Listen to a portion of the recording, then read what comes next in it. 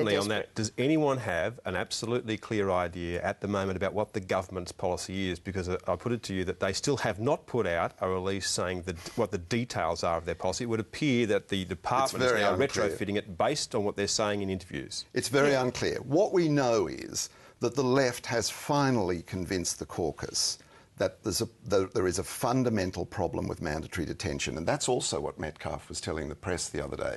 Mandatory detention doesn't deter, we can't sustain it, it's incredibly expensive and it's cruel.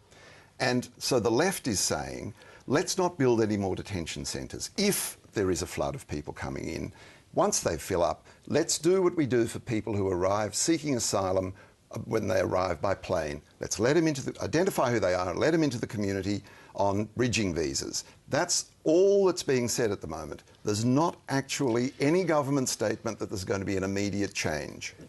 David, Lee, the member for... Andrew Lee, member for Fraser, right, in Canberra? Yes.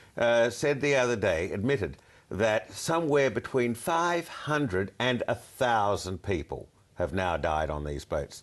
Now, that's the first time I've seen a government member actually try to put this into some sort of a figure.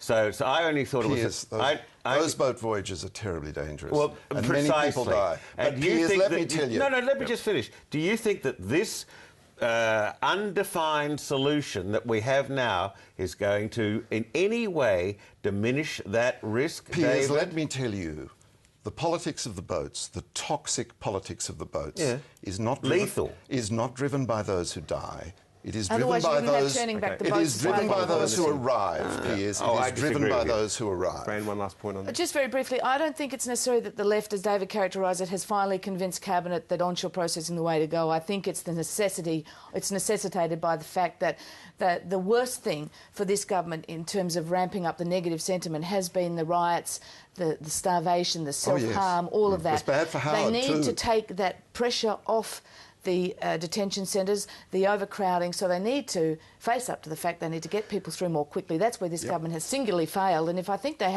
they had got that working 2 years earlier, they might not be in this position.